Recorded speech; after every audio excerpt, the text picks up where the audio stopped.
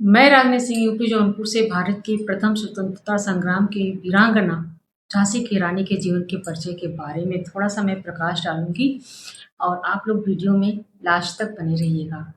तो शुरू।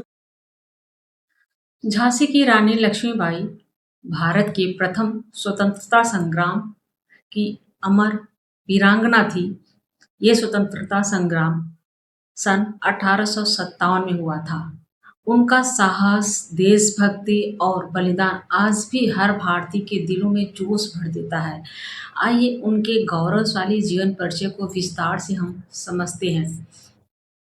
पहला है उनका प्रारंभिक जीवन और उनका बचपन कैसा था, इसके बारे में हम लोग जानेंगे। उनका जन्म जो हुआ था, रानी लक्ष्मीबाई का जन्म 18 नवंबर 1828 को वाराणसी, काशी के मराठी ब्राह्मण परिवार में हुआ था।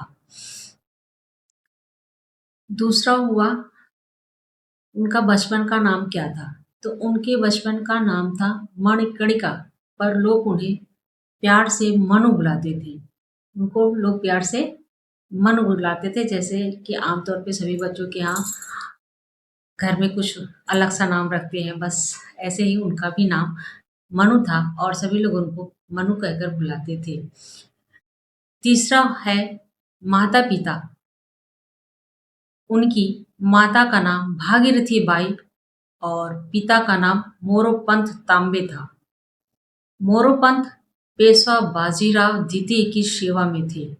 जब मनु मात्र 4 वर्ष की थी, तब उनकी माता का देहांत हो गया था। ये सबसे दुखद होता है, किसी बच्ची के सर से माँ का साया चले जाना। अनोखा लालन-पालन उनका हुआ। मनु का लालन-पालन बहुत ही अनोखे अंदाज से हुआ, अनोखे तरह से हुआ। पेशवा के दरबार में हुआ। उन्होंने पारंपरिक कन्याओं की तरह घर में बैठने के बजाय नाना साहब और तात्या टोपे के साथ घुड़सवारी, तलवारबाजी, तीरंदाजी और युद्ध कला को सीखा। भाई, सीखने के लिए भी जज़्बा होना चाहिए, चाहे आप छोटे से ही। वो तो प्राकृतिक चीज़ें होती हैं, वो आपके अंदर गुण शुरू से ही दिखाई देने लगता है। फिर हुआ विवाह और झांसी की रानी बनना। विवाह झांसी की रानी का सन 1842 में मनु का विवाह झांसी के मराठा राजा महाराज गंगाधर राव नेवालकर के साथ हुआ था। विवाह के बाद उनका नाम लक्ष्मीबाई रखा गया और वे झांसी की रानी बनी। एक अलग ही नाम था। नाम भी चेंज करना पड़ता है, लोग जब ससुराल जाते हैं तो। पुत्र वियोग।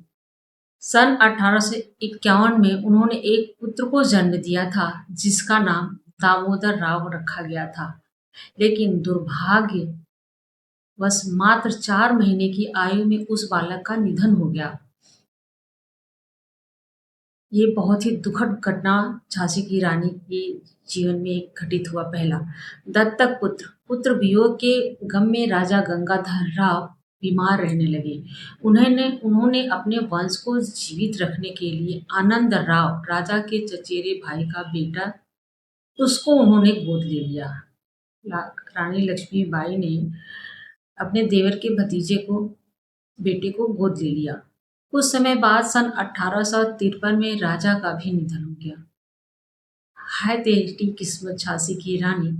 अब देखिए, यहीं से एक नए अध्याय की शुरुआत होती है। जो लोग मुसीबत से घबरा जाते हैं, तो मुसीबत भी एक नई पहचान बनाने के लिए आती है। तीसरा, संघर्ष की शुरुआत और व्यय पगत का सिद्धांत। Districts of lips.